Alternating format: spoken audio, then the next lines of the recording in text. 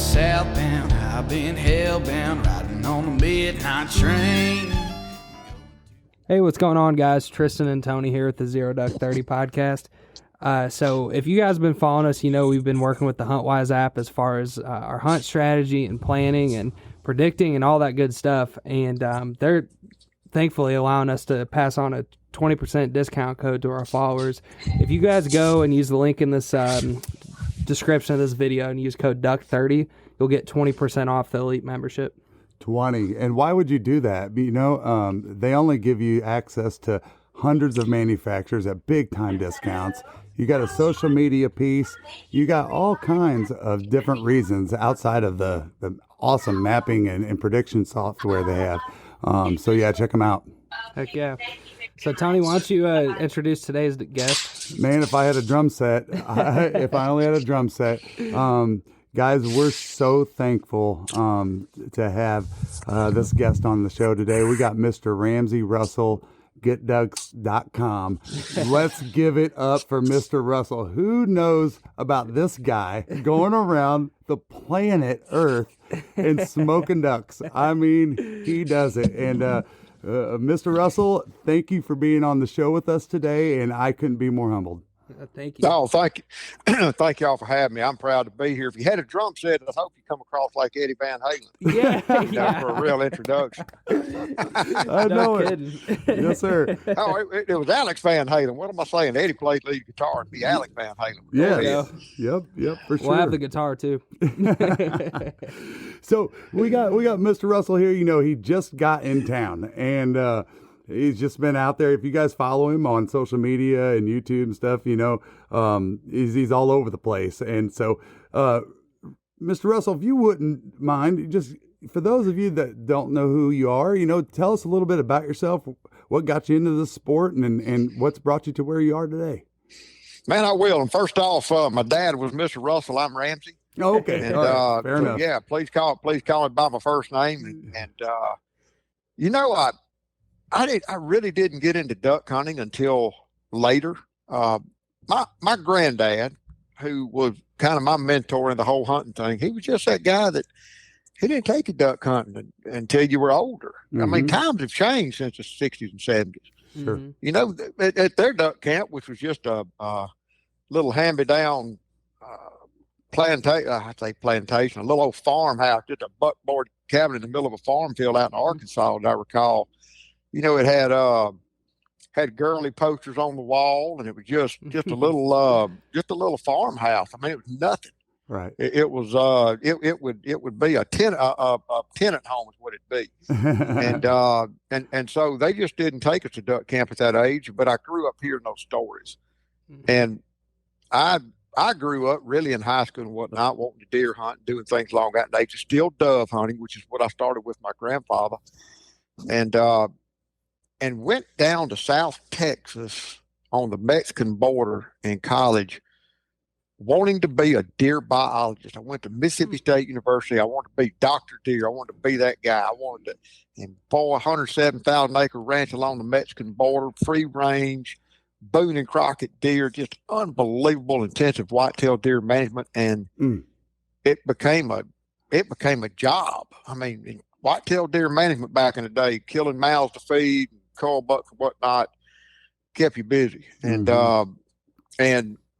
I never will forget, every time we would drop a disc to go plant a food plot, the doves would come just pouring in behind us. So every afternoon I'd go dove hunting. And then later in the year, from Thanksgiving on, every time the wind blew from the north, those stock tanks would get a few ducks on them. And that kind of just broke the ice. That kind of, I kind of like this. And I got back to school, and a fraternity brother invited me to go to Arkansas to duck hunt. The limit was 2 mallards.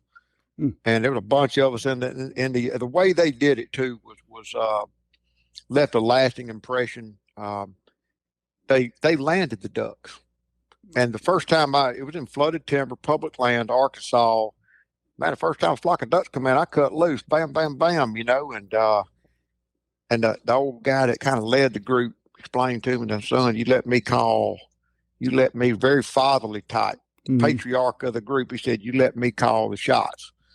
Second time one come in, I shot again, and he was a little more stern. And he says, "I'll call the shots." He says, "See, son," he said, "anybody can shoot these ducks in this duck hole. Ray Charles could shoot a duck." He says, "But that's not our game. We want to own them. We want to own these ducks. That's our game." And so what their game was, landing those ducks. That's awesome. And then a kid or a child or whoever, newbie, let them take a shot at one on the water. When they got up, boom, boom, you're done. And it was an art to it that just, so when the limit was 2 mallards, I just developed this passion for it. And that's kind of the rest, be careful what you wish for. The rest kind of sort of became history.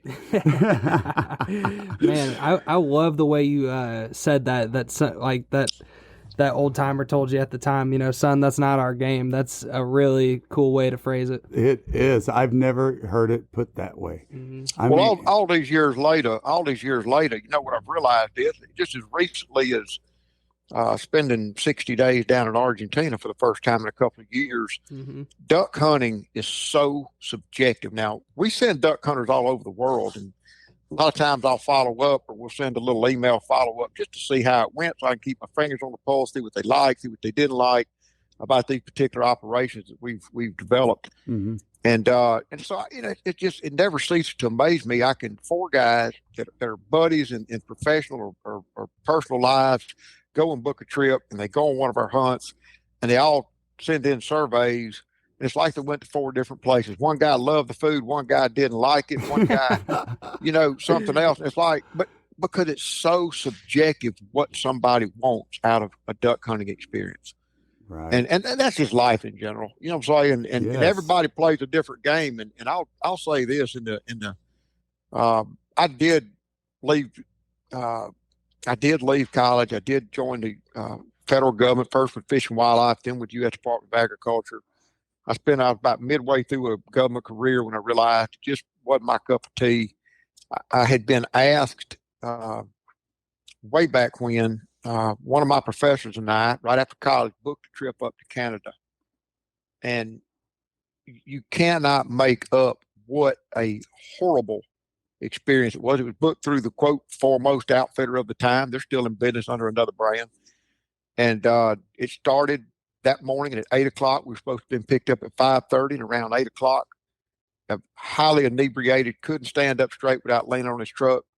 First American that was our guide drove up and picked us up. Wow. And there was there was supposed to have been 8 people in camp. There were 30. The culinary highlight of the week was boiled meat pieces they call steak. And the list goes on and on and on and on and on and on. And I was just a little old federal government employee. I thought, I tell you what, I spent money I really didn't have to go on this trip because I wanted to shoot migrator Canada geese. And I did a little more due diligence. This was kind of before the internet was the internet. I mean, you realize right now, if you've got cellular connectivity, you've got more answers at your fingertip more quickly than George W. Bush did the day he was sworn into office. Yeah. Think about that. That's the truth. It is. Well, it is the truth. Back then, it wasn't like that. You had to kind of do some digging. And I was on the phone with an outfitter in Alberta. Went up there and hunted with him. Talked 3 buddies into going with me. The following year there was more. The following year there was more. And he called me out to drink a beer one day where the guys hung out. And he said, "Man, I want you to be a booking agent." I go, "What the hell, a booking agent?" "Jeff, I'm a forester with the U.S. Department of Agriculture." and he explained, he said, "I just want you to sell these hunts. And here, because, your guys, the people you're sending, you've talked to them and they show up and they know what to expect and how to tip and how to act and how to shoot and how to carry on. And I just think you could do this for me." So to reach more people back in the pre-social media day, I had this idea of a website. I thought about it, and all I had was one hunt to sell, and I was doing habitat consulting at the time. A little bit of forestry stuff, baseline reports for ecological stuff, and waterfowl habitat consulting. I couldn't find a way to make a living doing that kind of work.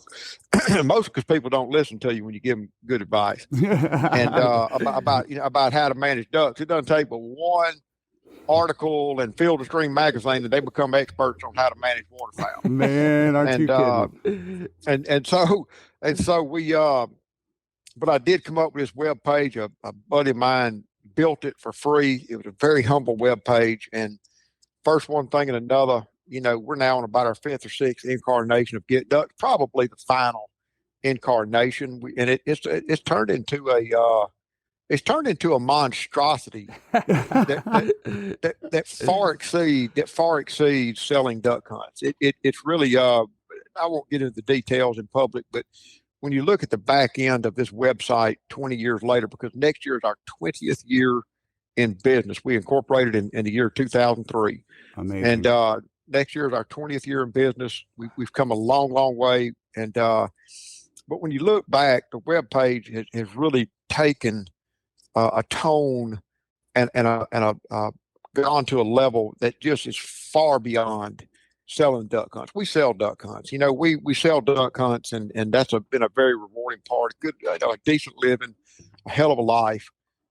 But it's really and truly some of the stuff we're working on the back end right now is almost legacy level. It's like, for as long as the internet exists, I hope that some of the information we're putting down will be very valuable to people, whether they hunt or not, and to future duck hunters. And that's just it's become a passion project of mine. But that's kind of how we started and where we're going.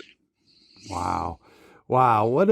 What I'm just, I guess when you listen to someone like this, you guys that's been in the industry for so many years, you think about where you're at and the experiences that you've had. And I just can't even put my mind on what you've seen, I mean, and you're right. It's so many different pieces to the hunt, and I'm sure it changes for you too, time to time or place to place.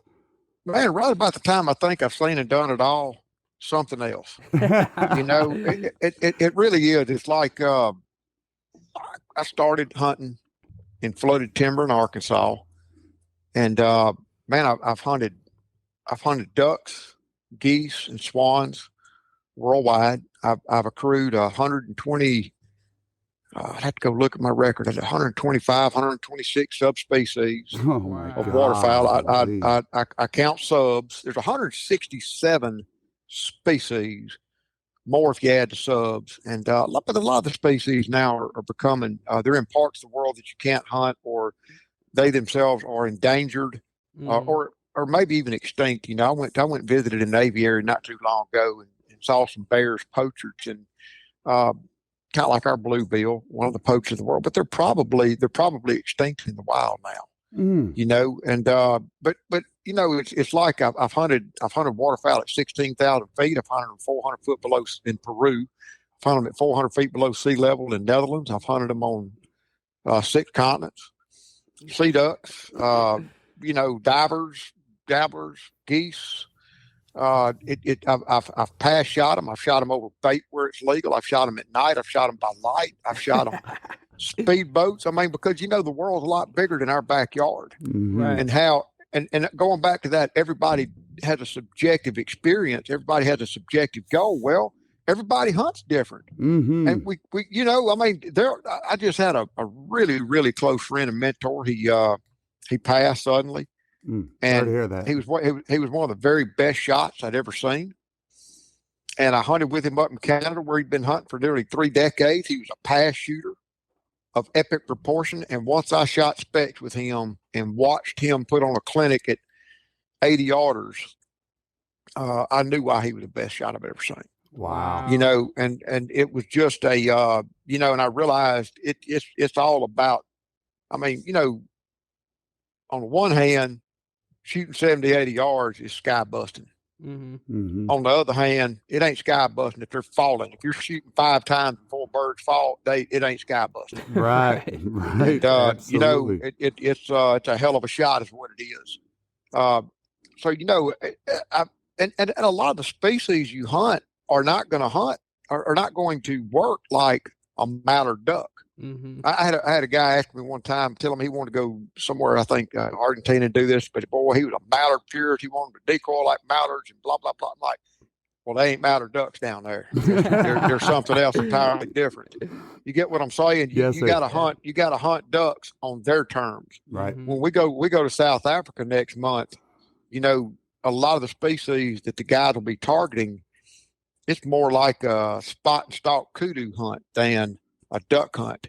You know, when you find them, you're going to flat shoot them on the water. I've done that in other places in the world. These birds don't. You know, they don't fly. They don't respond. I mean, they're very territorial or very discreet or very secretive. They have no compunction whatsoever to decoy. You're not going to set up and pass shoot them anywhere like you can some species.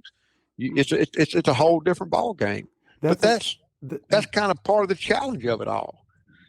That's amazing that you're talking about this, you know, and I just hope that we talk all night. But anyway, but it's amazing because I was watching one of your videos, and one of the things you pointed out in the video is how you were basically just following the lead. You know, hey, these are the professionals in this area. This is how they do it. And it's amazing that you talk about that, because a lot of times I bring up in a lot of our shows and podcasts, I talk about how there are professionals in different areas of the country that they hunt. And that is minute compared to what you're doing, Ramsey. I mean, but yeah, talk more about that if you don't mind, just some of the different strategies. You get off into the, you know, what I end up following the lead on, never guide to guide, number one. I have duck hunted a lot. I duck hunt a lot, self-start on my own.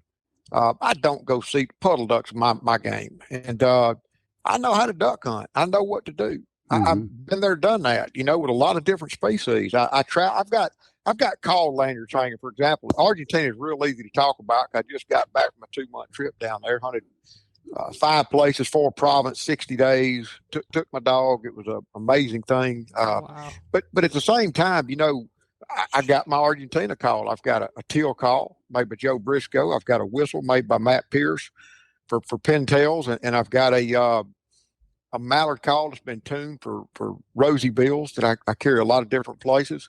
And then I've got a little shot shell whistle for calling whistling ducks. That's what those boys hunt with. But where I really get into following the lead, so to speak, is kind of the cultural lead. Go to Azerbaijan. You know, those guys hunt different over there. Very, very. They play an extreme A game. I mean, there's not a square inch of that little P-rose sticking out of the reeds. The wind's right, everything's right, the decoy are placed right.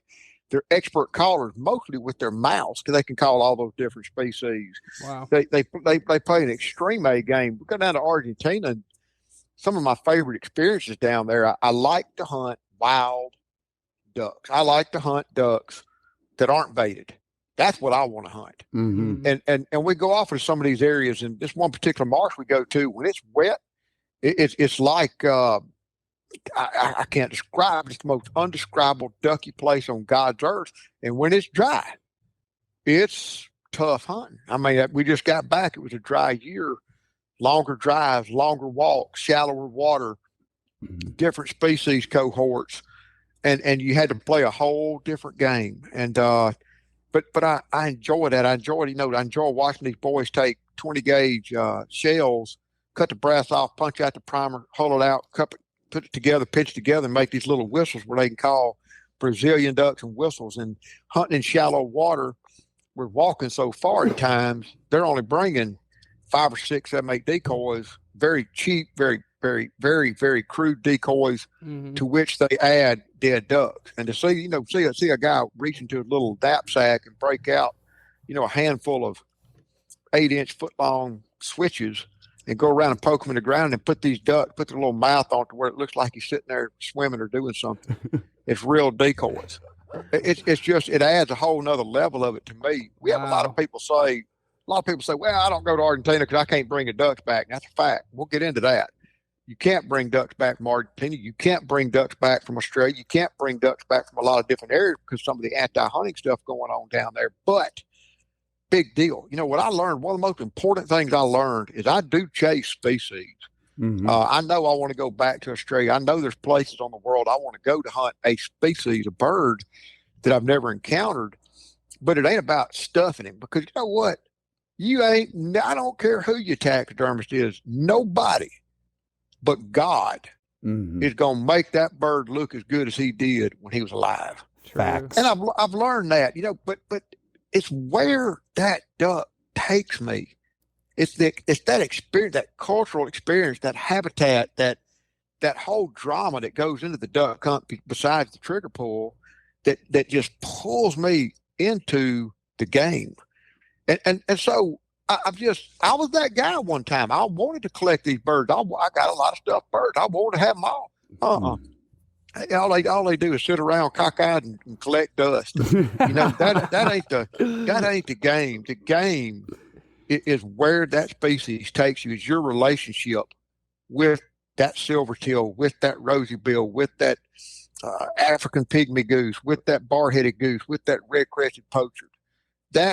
With that mallard duck, with those pintails. That's the whole thing that I find myself getting into. And it's not just the people, it's the food. We got talking about food here recently. You go down to Argentina, for example, they eat every part of the cow but the moose.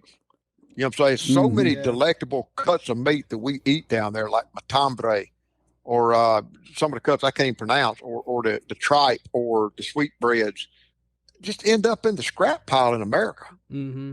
Yeah, I just end up in a hamburger, and I'm like, that's crazy. Yeah. In fact, I talked to one of my clients the other day who sells grass-fed beef, just real nice beef.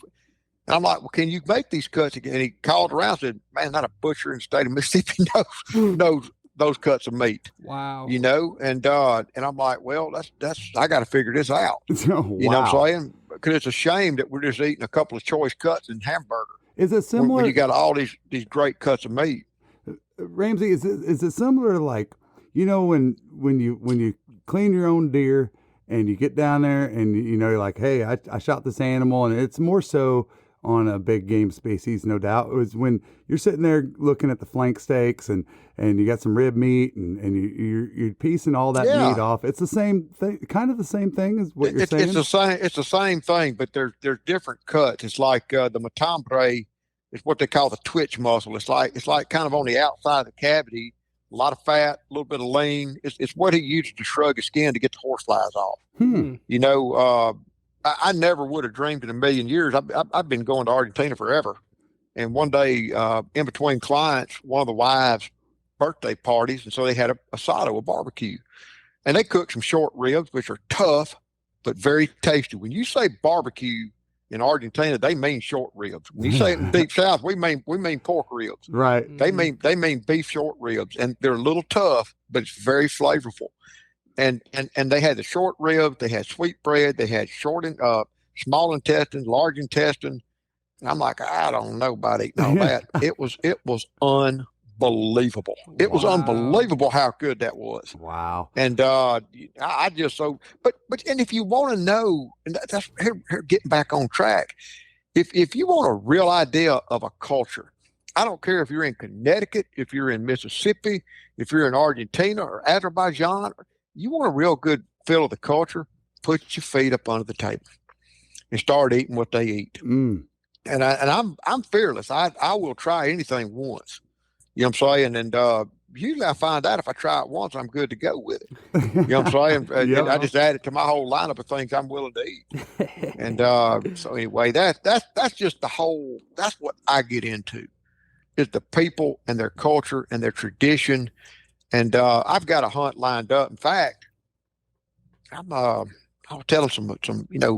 We work with outfitters worldwide, and a lot of the outfitters we work with, I don't own the lodge, I don't own the land, I don't own this or that. But a lot of the places we hunt, we don't function like a traditional quote booking agent. Hey, sell my hunt, I'll give you a percent. No, that ain't us. We ain't been that way for 15 years. Most of the hunts we've got, Argentina's a prime example. We've gone in and we've met local hunters, real hunters that don't exist on the internet or in the catalogs or any advertisements or at conventions. And we've gone in and kind of custom tailored it as a real American duck hunter. I know what you expect. You don't expect to eat at midnight, because that's what Argentines do, and get up at 3 a.m. and go duck hunting. Right. Probably want to eat around 7 o'clock and be in bed by 9 o'clock after 2 glasses of wine, if you like me. And but we go in and we more or less custom and craft these with the right partners. My Argentina outfitters and I have been working together for anywhere between 13 and 15 years now. Wow. And it's just like a dog, it's just like a wife, it's just like a girlfriend, it's just like any relationship. trust is earned over time. Right. You know, and really and truly, it's when shit don't go right that you really find out who somebody's made of. It's in the dry years. It's in the tough years. It's in the pandemic times. That's when you find out what somebody's made of. And so after 10 to 15 years, you got a real good idea of what people can handle and what you're dealing with right here. And they've got a real good idea about what my wife and I are capable of. And that's kind of how this thing goes. We've you know, and then we've gone into countries like Australia, we've gone into countries like Netherlands, we've gone into countries like Azerbaijan, where those are three right off the top of my head, where there was no duck hunt until we came along. Wow. And went over there and spent the time and just what I call ground floored it. And it started. Right now, we're working on Guatemala, and that I predict that it's going to be certainly it's one of the coolest all-in total experiences I've ever been a part of, buddy. I told somebody when I got back in March, they called me in February and said, "Hey, we'd like to invite you down." So when you see, and then they go, they said, "Mark, you know, whatever." And I said, I had just enough time to come home from Mexico, drop off my gun, drop off my dog, wash a load of clothes, get on a plane, boom, down to Guatemala City, spend a week down there with those guys, and it was everything I want to hunt. I told my wife, I said, "Well, baby, if I ever run away from home, you better find me somewhere in Guatemala." 'Cause I loved it down there, and really loved it down there. A lot of blue wings, a lot of blue wing teal, and nice. A lot of blue wings, some whistling ducks, some other species. But it's a blue wing teal hunt. But it is absolute cultural immersion, and that's what that's getting back to what I guess I'm gonna wrap up about GetDucks.com is. You know, after 20 years of doing what we do, first it was the web page, then it was the social media, then it was the podcast. It all just reinforces everything. But, you know, we don't sell dead ducks. Nowhere on earth do I sell dead ducks. I sell experiences. Mm-hmm. Dead ducks are a part of a duck hunting experience. But you know what? I tell people all the time, you know, people are calling asking about Argentina, and their first line of questioning is 5-star la-di-da lodges. I'm like, you're on the phone with the wrong guy, you know, or it's like extreme high volume, and I'm like, you're on the phone with the wrong guy. That just ain't us. Right. You know what I'm saying? I think that when you start getting off into just pure D duck numbers, I think it degrades the sport. It degrades everything about duck hunting when it's all about the numbers. And don't get me wrong, duck hunting is a numbers game because of limits, but it ain't. You can't. I just refuse to let it govern me. In fact, a lot of clients in the last 60 days were surprised that I come in with the fewest amount of ducks a lot of mornings. I go to the side blinds, I go to the off places, and usually by the time I've shot a box and a half or 2 boxes of shells, I'm looking for a step off. You know what I'm saying? I've had my fill, but this is somebody that does it all the time. Right. I don't, you know, if I go shoot 5 ducks or I go shoot 50 ducks, it don't matter. My ego doesn't change. My sense of self doesn't change. What I think about myself or my dog, it doesn't change one bit. It's because it's not about numbers. Right. You know what I'm saying? My ego and my sense of self doesn't need to be propped up on the back of dead animals. Right. You know what I'm saying? If that makes sense. Yes. Don't get me wrong. I'm not out there to watch the sunrise. I'm gonna shoot the ducks, and I'm gonna shoot a bunch of them and shoot, and, you know, but at the same time, that's just not the end all be all for me. Man, Ramsey, listening to you talking, I think one of the things I admire about what you do is you talking about all these cultures and the experiences and stuff. And my duck hunting perspective is maybe a fifth or a second of what you're talking about. But what I can tell you is just from hunting Florida, Arkansas, Georgia, these different places, and like the things that me and my dad look like. We're not purists of any sort of type of duck. For me, it's about I like to shoot different stuff. You know, I'm not like I get people that are mallard purists and stuff, but it's just, and you know, in Florida, you know, we might be hunting close to the beach, and then we go to Arkansas and hunt in the timber or something else, and just being in those different environments and the states, I can't imagine what it would be like to do these different countries, you know? Yeah. I mean, like one of our videos, we had to show some B-roll was, and Rams, you probably laugh at us, but we originally from Illinois, moved to Florida, Then we go to Arkansas and hunt, and old boy says, "Hey, have you ever had chocolate gravy? Chocolate gravy." Yeah, there you go. And I go, "What?" We're talking in the blind. He said, "Oh man, if you hadn't had chocolate gravy, you're missing out." And I'm like, "Bro, take me to the smallest little greasy spoon in the whole county, and I want to have some of that." And we did. And man, as you're talking, Ramsey, I'm trying to even, my brain can't even fathom what you have seen and been a part of with these cultures, and us on such a minute level. It's amazing. What we try to do, what I try to do via social media, and the name of our podcast is Duck Season Somewhere. When I'm in Argentina, when I'm in Azerbaijan, when I'm in Wisconsin, it don't matter. When I'm in California, it don't matter. I'm trying to talk to duck hunters, duck hunters, biologists, yada yada, to portray a picture. And what I really key in on are the similarities as well as the differences, because I perceive duck hunting as universal.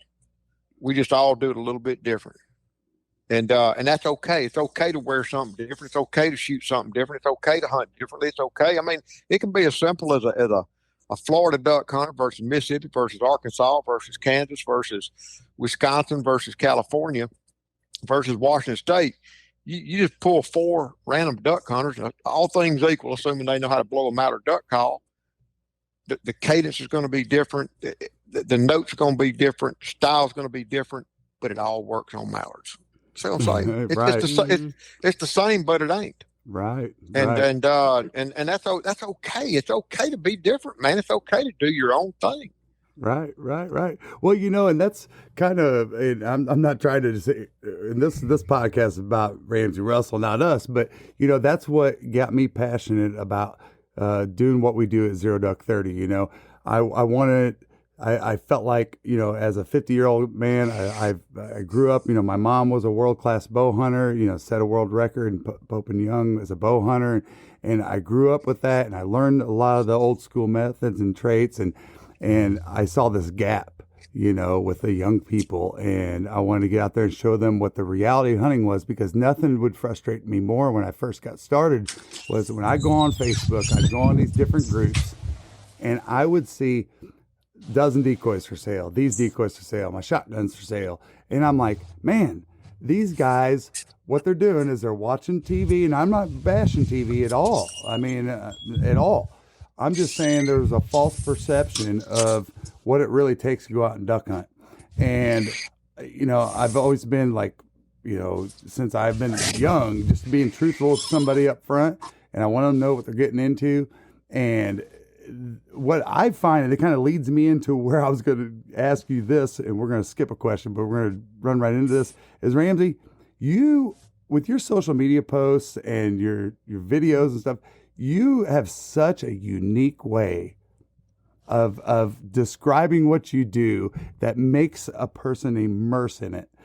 Where did that come from? Is that just a natural talent, or what? Man, I don't know. Before I answer that question, I'm going to jump back to mallard purism. I got to tell you the story. I was out in Washington State one time, and you got to understand, mallard ducks, the whole game book is written about mallard ducks. Mm-hmm. Think about it. The whole playbook is directed towards mallard ducks. Mm-hmm. They're big, they're edible, they're delicious, they're dumb, they decoy. The calls, the decoys, the style, everything's about mallard ducks. And I get it, and a lot of you mallard purists, you got to remember, though, a lot of you mallard purists, they come from parts of the world that ain't hardly nothing but mallards. Mm-hmm. Shouldn't we all be so blessed? True. Right. And I never forget one time, though, I was out in Washington State. I got invited by a guy, a long time ago. He said, man, and I just gotten back from Canada. I had a federal government job. Could you come out there and hunt with us, take off a week, 10 days? Like, I ain't got a week, 10 days. I can't take off. He said, man, come on and do it with us. We'll fly you out there. We just need your call. We need your dog. I had Springer at the time. And just, I'm going out there with this old man that kind of knows the lay of the land, and we'll go do it. He taught me into it. I went. And we get out to the public land. And if we're walking out, people are waving at us or flashing us off, so we had to keep on walking and keep on walking and keep on walking. I mean, we walked knee deep water forever to get way out there on the point. When we got there, I realized we were downwind of everybody. I'm like, well, this could work. You know, they got here first, and we're downwind of everybody. Mm-hmm. And boy, work it did. And over the course of a week, we started gathering up wood and had us a little bench, and had a piece of like a cross tied we found and put it on some logs, and we were sitting on it. We had us a driftwood pile and grass around us, and some days were better than others, but all of them were pretty damn good. And the limit was 7 mallards and pintails, and so we go to eat dinner with that old man's friend. He had lived out there at some point in time. That old man was old too, and he hadn't duck hunted in 20 years and wanted to go with us. So he walked, and by then nobody flagged us off because we didn't even go nowhere near them. We went to our blind because just downwind of everybody. How they didn't figure that out, I never understand. But we just got downwind of everybody. Because the ducks were coming into that bay and had to come through us first. We got first crack at them. Mm-hmm. And we're sitting there. I never forget this. And a big flock of about 10 or 15 pintails started working. I mean, they were working in tight, deep, deep, deep, deep, deep. I'm calling to them. I'm talking to them. And they're setting up. And the old man sitting in between Tim and I goes, "Are y'all going to shoot those?" I go, "Hell yeah, we're going to shoot them." That's what you just watch. I mean, they're coming right in. Look out there. They were just getting bigger, man, bigger and bigger as they were coming in that wind, getting ready to set in them decoys. He said, "Well, I don't think we ought to shoot them because the mallards are flying." And we stood up to shoot. Bam, bam, bam, bam, we shoot. And when we look back, high five each other, I always see that 2 old man's boots sticking straight up in between us. He had rolled off the back of that bench. We stood up and was damn near about to drown. We reached under the water and grabbed him, pulled him up. He comes up gasping and blubbering. He's like, "I thought you were kidding. I didn't know you was really going to shoot them pintails." I'm like, "Hell yeah, we're going to shoot those pintails." And that just reminds me of another story. I don't know how shovelers became so maligned in America. I shoot them. Now, if the mallards are flying or the pintail are the good ducks, that's a last chance. You know what I'm saying? I was out in California hunting, and right off the bat, me and Big John Wills, boom, boom, we had our pintails. We go out to Sac Valley, California, you're going to get your pintail just in a blink of an eye. And we were clicking along about 9, 10, 11 o'clock. You know, he said, "We ready to go get lunch?" I said, "Man, I am, but I'm sitting on 6 ducks. I just need one more." You know, and I want to, I really would like to get a limit. I mean, why not? You know, we've been out here this long. Let's just wait a little longer. Mm-hmm. And about that time, a bald eagle flew over the back of the field, and must have been 1,500, 2,000 pintails got up. And we're sitting in a pit blind. They're coming over 20 yards. I mean, just passing by pintail. And about that time, in the middle of them, there's the old Drake spoonbill comes flapping along, boom, and I'm like, only in California am I passing on 1,500 pintails to shoot a shovel to get a limit, you know. And but we got to talking at lunch about that, and it's so funny how, you know, a lot more people shoot them than don't. I've learned. And I'm like their poster child. I heard y'all talking to Stevie about the Spoonzilla decoy. That was a practical joke on Terry Denman. Yeah, a very good one. I never will forget when I showed him that hand carved one. He was like, "Well, I want you to sign it." I said, "What do you mean you want me to sign it?" He goes, "Well, you know, when I hang him off, I go, oh hell no, this is my decoy. I've been telling y'all for years to make a Spoonzilla, you know, make a spoon decoy." And that thing hit the internet and went viral.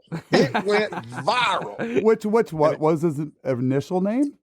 It was a carving that Jason Chuley made me of a shoveler with teeth and a gold tooth.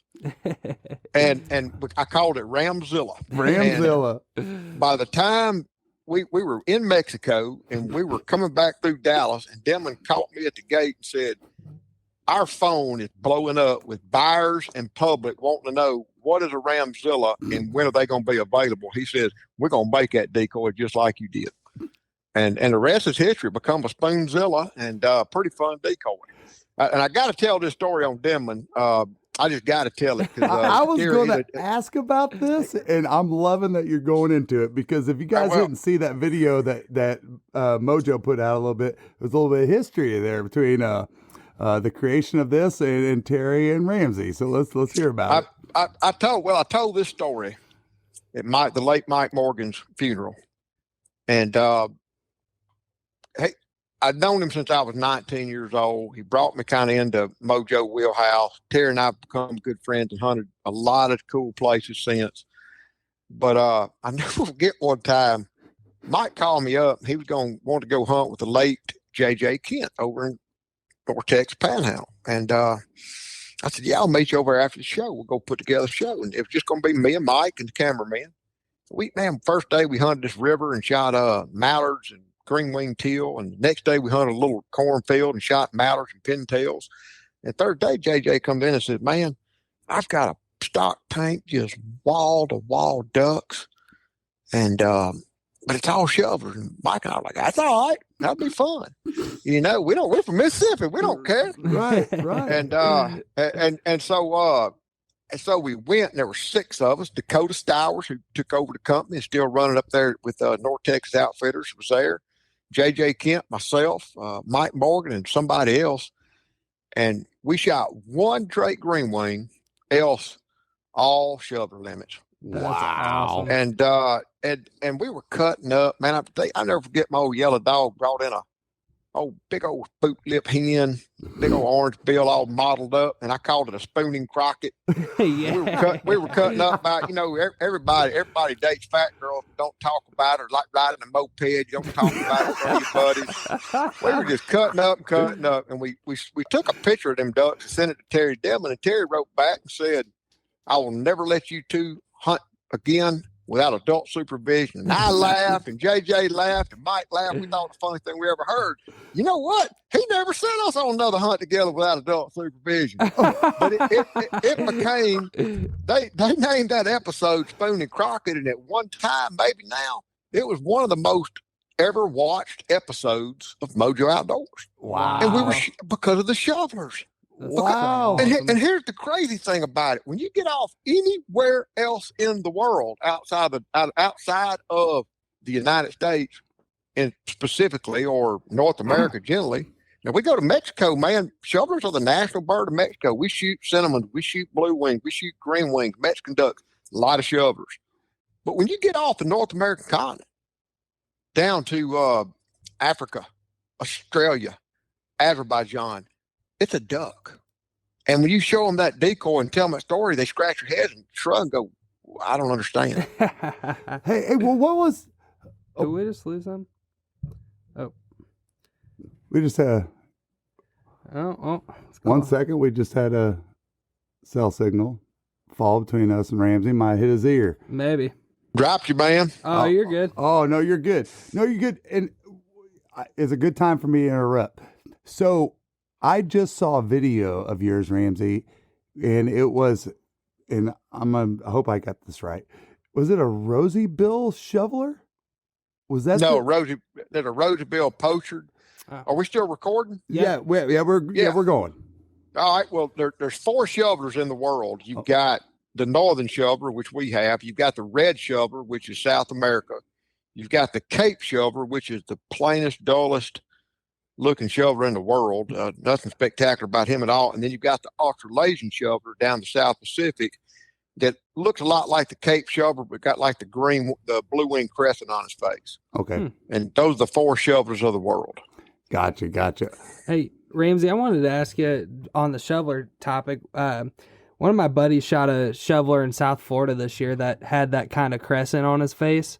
And he was asking, like, man, what do you think this is? And I was like, because do you think that's a immature duck, or do you think that is like a different species of shoveler? I'd really have to see it in hand, because what you find happening sometimes, and I see it on now that social media is what it is, and everybody can post stuff up. Mm-hmm. It would not be out of the realm of possibility that somebody shot an Australasian shoveler in Florida, but that escaped from an aviary. I've seen ringtail, I've seen speckled tail, I've seen a friend of mine was hunting a big flooded timber hole on public land, Mississippi, and they shot a ruddy shell duck, which is from Asia.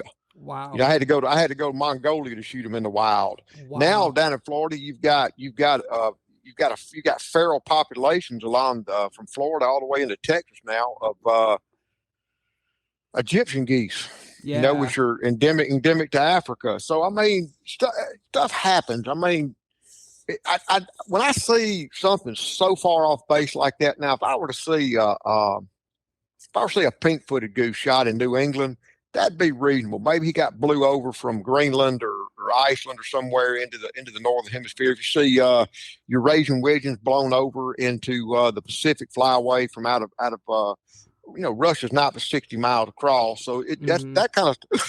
But when I see something like a pink-eared duck or a ruddy shell duck or an Australasian shoveler shot into North America, I would bet the house that if you look close enough, he's missing a toe or a digit because he come out of an aviary. That's what I would think. That's almost certainly what I would guess, is that something like that is an escapee. Huh. Not to say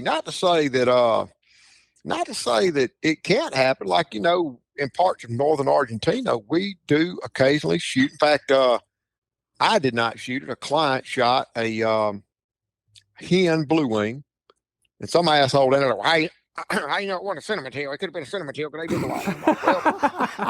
Well, because I know the difference in a cinnamon and a blue wing hen. Yeah. I'll be happy to show you the bill morphology and the size and everything else. I just know the difference. And once you've had a bunch of them, but at the same time, I had another client lay eyes on 2 Drake blue wings. Didn't close the deal. They were too far out. I kept hunting that area, never saw them. And those are birds that I don't know. Did they overfly to stop and stick around, or did they just overfly to stop and fly back to North America at some point in time? It's possible. Sure. Anything's possible. I've seen blue wings in Peru. Had clients shoot blue wings in Peru. So there's a lot of stuff like that can happen. But when you see something like a bird like that shot so far out of geographic place, you got to ask yourself, what's the odds of a shoveler coming from Australia or New Zealand to Florida?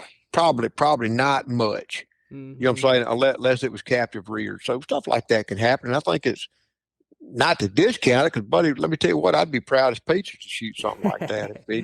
Yeah. And but y'all were asking about the writing, and I really don't know.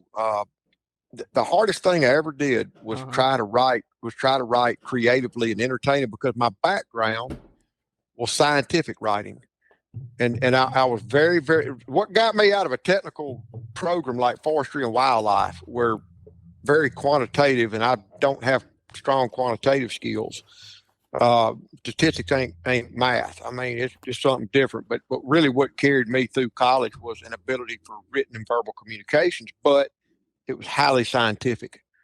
By the time I was in grad school, I'd take some of those kind of classes that half your grade was a 20-page paper and a 20-minute presentation, and I would turn in 11 and a half pages and talk for 10 minutes and get an A.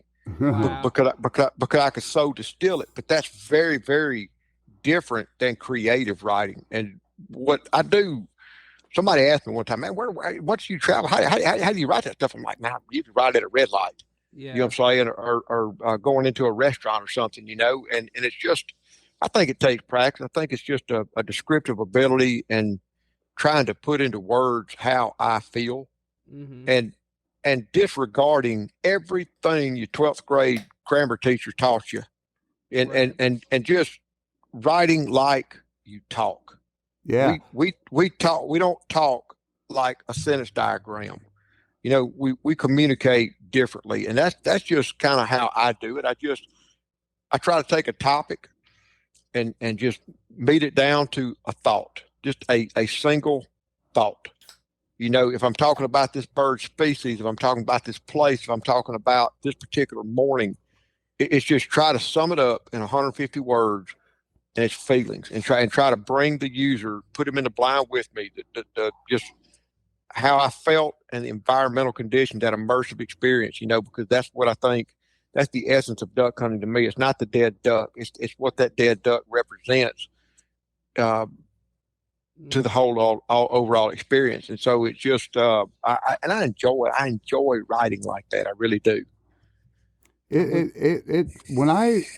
The first time I ever read anything by you, I caught myself wanting more as I kept reading, because the vocabulary you used was very level and good and of a variety of vocabulary when you use it.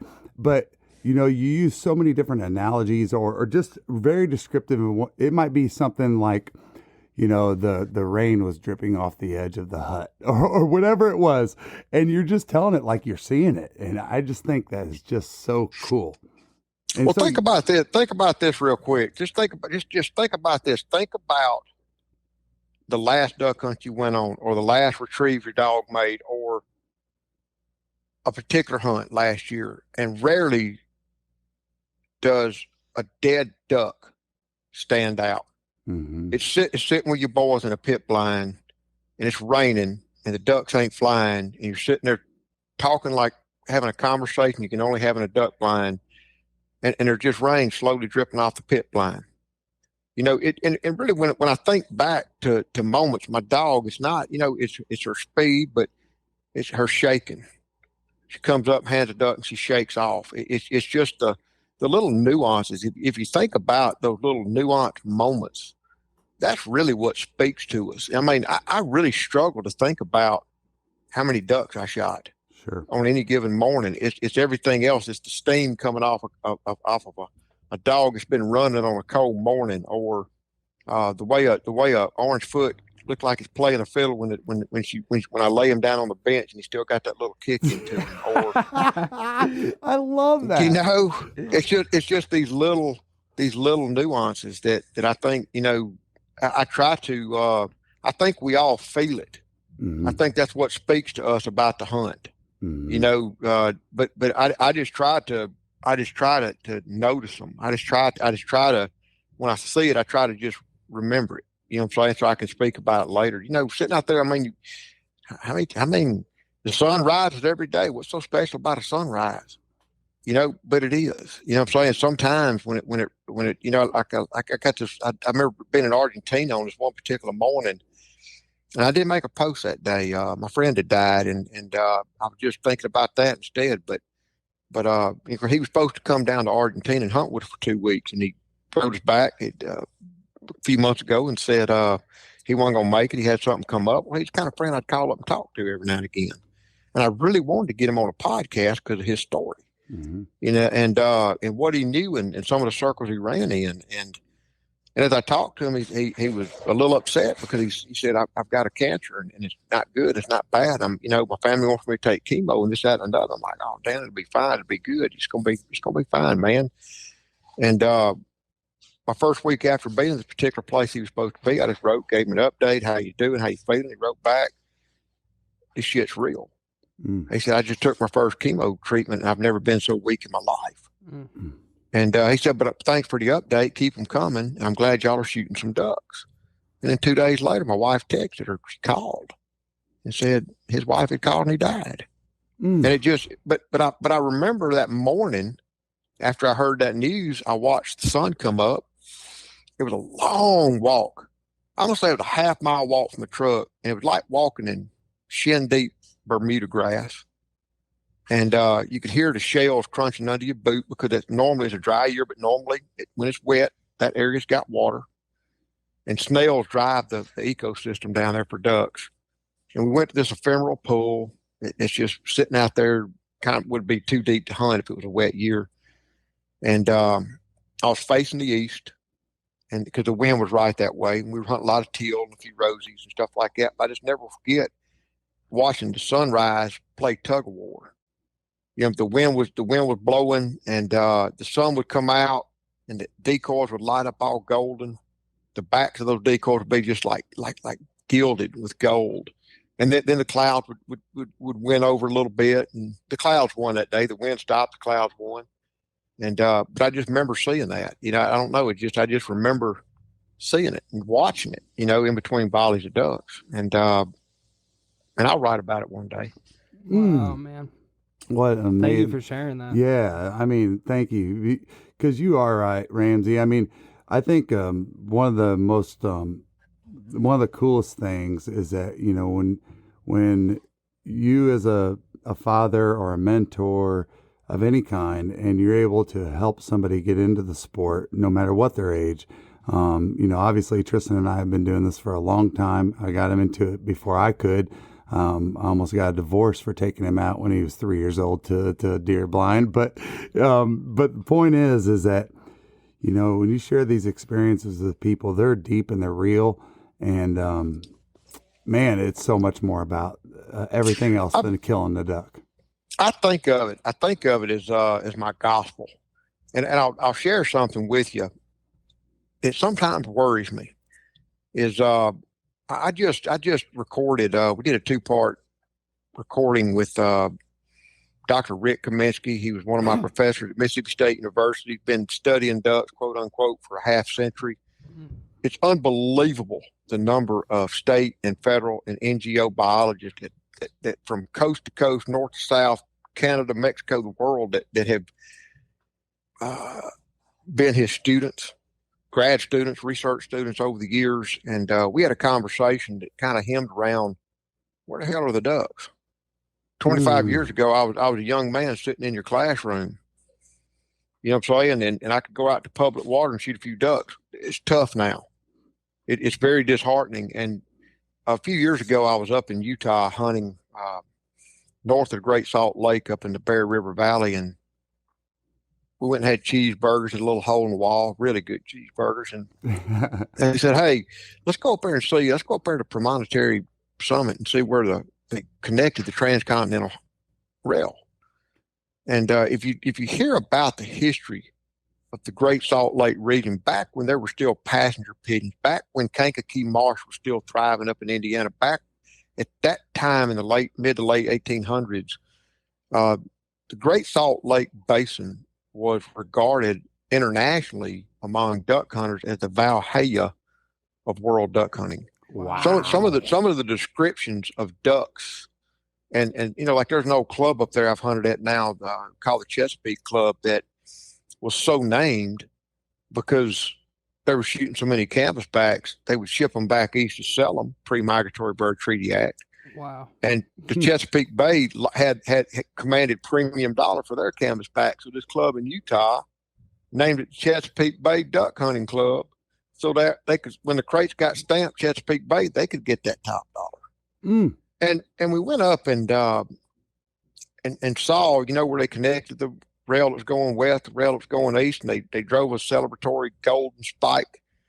And as you talk to historians here in the deep south of Mississippi, that the minute the rail came in, they cleared that Mississippi Delta, that primeval ancient forest that was once covered the entire Mississippi Delta, and black bears and panthers and all kinds of cool stuff. It was cleared, there were canvasback wars down in Texas, market hunting and stuff, because the rail brought in the public. And I guess what I just walked away thinking about, having just been there and just giving thought, you think about this, think about the cattle drives, John Wayne driving cattle with the young men, or that Lonesome Dove, that whole drama of the American West, Indians and cowboys and cattle drives. And if you really look at it on a timeline, it was only 20 years.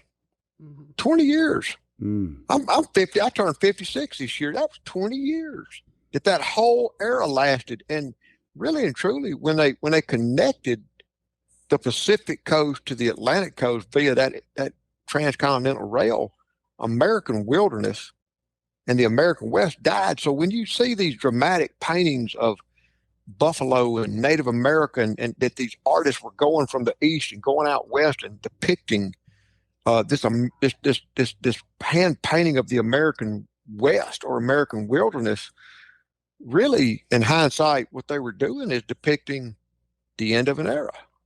Wow. Because it vanished in the flash of an eye, because civilization moved in. And I'm an eternal optimist because I'm a duck hunter. You've got to be an eternal optimist. And boy, I tell you what, the more crap that's going on trying to kill a duck in the deep south, the more you better be an optimist, or you never go duck hunting. You might learn to play golf instead. And it's and a small part of me wonders, are we walking through that era right now in the world of duck hunting. Mhm. Because I do not think that duck hunting can take the hit of what it was just 20 or 30 or 40 years ago. I don't think that if you double that from now to say 25, 30 years ago, I think if you double that 25, 30 years from now, we really ain't gonna have nothing to hunt. And I ask myself, as hard as it is to hunt now, as fewer places there are to hunt now relative to 25, 30 years ago. I mean, we all know, ask any public land duck hunter, oh, there's too many duck hunters. There's more duck hunters, more duck hunters, more duck hunters. No, there's less duck hunters. Look at the duck stamp sales. There's less duck hunters, but there's so fewer places to hunt that it's becoming more concentrated on public land. Wow. You know what I'm saying? And, Yes, sir. look, the state of Mississippi, you have to get drawn for a lot of these quality areas, which means what if me and you, the three of us, go apply to go get drawn on one of these WMAs? If one of us get drawn, we all get to hunt. Mhm. What if we get drawn? What if I get drawn and you get drawn? Then we get to hunt twice, buddy. Twice ain't much of a duck season. How do you build a hand-me-down tradition with 2 or 3 or 4 duck hunts? How do you carry how do you compete with the immediate dopamine rush and satisfaction of a video game win or a sports game or baseball or something with today's youth, to drag them out and let them go once or twice or 3 times a year or 20 times a year where they only shoot one or 2 ducks? How do we continue to build as a tradition? And where is the resource? Look, I just got back from Argentina, and that's a whole nother story about the anti-hunting movement rearing its head down there. The same as everywhere in the world, predominantly urban, more connected to paper straws than to the natural resources. There's a lack of duck hunting culture. Therefore, it's low-hanging fruit. Ducks are pretty. It's easy to move. Same as Australia, same as other places. If I can stop duck hunting, then I can leverage to stop everything else. I can build on it with my momentum, and that's what's happening there. It's happening around the world, and it's happening right here in our own backyards. Mm-hmm. You know what I'm saying? But we're too self-consumed with who's wearing what or shooting what or doing this or doing that or what brand product or everything else. We're so freaking SEC-like committed to these brands that are using us to buy their product that we're losing sight of the whole big picture. Mm-hmm. You know, and I worry. There's times with me that worry that my grandkids, maybe even my kids that are in their 20s, won't be duck hunting when they're my age unless something is done. Well, and Ramsey, this is, and I'd hate to even jump in here, but it's such a great opportunity to talk about it, is I just listened to Billy on the Dr. Duck podcast talk about the whole wings over water. This is an epic film on proportions that we need now. This is something that is going into 10,000 school systems. It's an ecosystem that could arguably be more important than Everglades, and you name all the other ecosystems. And what is happening on this level is a huge thing for duck hunters. And do you want to talk a little bit about that? You know, I interviewed Chris Dorsey back in January. He is literally the Steven Spielberg of the outdoor world, an incredible human being, an incredible hunter. Yes. And I was so proud to see him move and commit resources into this at a time that we truly need it, because going back to my old professor, Rick Kaminsky, you know, there is a lot going on with the weather. We cannot deny. I despise the word global warming because it's political. Screw Al Gore. Right. Screw the people making money off this thing. Right. But there's no denying that temperatures are rising. And now, have they always risen? Hell yeah. I mean, 20,000 years ago, they now think the city of Atlantis was built in what's now the Sahara Desert, because every 20,000 years, according to fossil records, it's a lush tropical rainforest. I mean, the Earth moves at geological time. And weather anomalies and changes are part of it. I do not think that we are hastening it with what we're doing. I just don't. I think there's a lot more atmospheric carbon put out by disking soils to feed the world than there are from auto emissions. But what do I know? I'm just a dumb duck hunter, right? And but you know what's really happening in terms of habitat loss, and here's an interesting observation. I'm from Greenville, Mississippi, on the Mississippi River. I watch the Vicksburg stage because it affects us as the river gets high in the South Delta of Mississippi. They begin to shut off gates and do things to the tributaries like the Yazoo River to keep from adding to it. Okay. Mm-hmm. When they shut the gate on the Collins Creek, it's a tributary of the Yazoo River, that's a tributary of the Mississippi River, because the river's high, we begin to back water fluid. So I watch the stages. How is it that between a third and a half of the United States, to include the Midwest, how is it possible that it's a drought? There was no snowfall till late, but preceding that snowfall that hit North Dakota, the Mississippi River stage was already high. How is that possible? It's possible because tiling and wetland drainage and shopping center parking lots and residential developments and storm drains, et cetera, on 40% of the U.S. continent that feeds the Mississippi River has converted to that water coming down the Mississippi River instead of sinking into the prairies. We are losing habitat. Look where are most of the big developments, residential developments, built on coastal estuaries because it's close to the ocean. We are losing it, and and we hunters all know that we're footing the bill. We are footing the bill through excise taxes, stamp sales, license sales. We're footing the bill for the only meaningful habitat. We North American hunters have funded, with the help of state and federal agencies and NGOs, the most enviable and stellar wildlife conservation model, the North American Wildlife Conservation Plan. Play to stay. Boom, we got it. Nobody else had it. Our recreational interest has converted into that. Mm-hmm. But the habitat loss is far bigger than we dwindling numbers of hunters can ever tackle. That's where a film like Dorsey put out on this IMAX production is going to hit these schools. We have got to get everybody, every non-hunter, every anti-hunter, every New York City urban night. We've got to get everybody on the hook, right, to understand that we duck hunters benefit from wetlands because of ducks. That's pretty selfish of me, but hey, I'll own it. I want to shoot ducks. Right. Yeah. You know what I'm saying? Right. But there are major societal benefits from wetlands that we've got to have. And we're losing it. We're losing it. And we've got to get everybody on board with this thing, or it's going to be gone.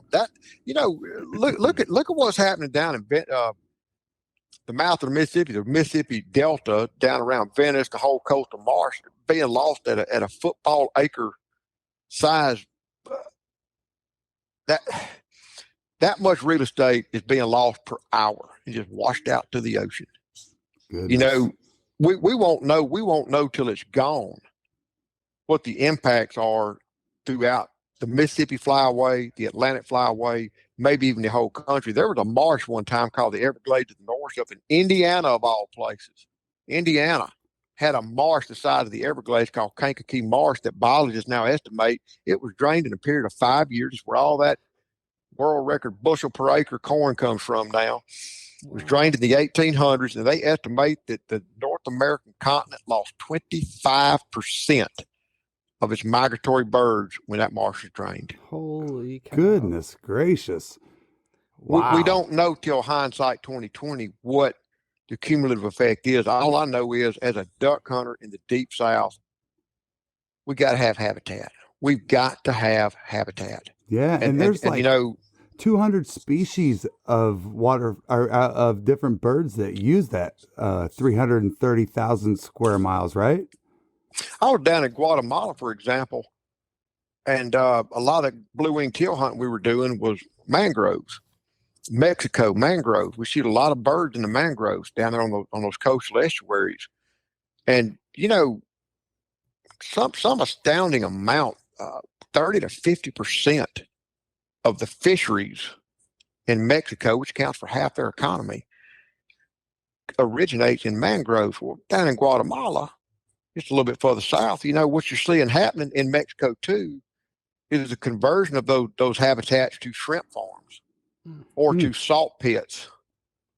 And it's just real world wow to see such a beautiful habitat that's so important for migratory birds, for fisheries, for clean water, just converted into a salt pit.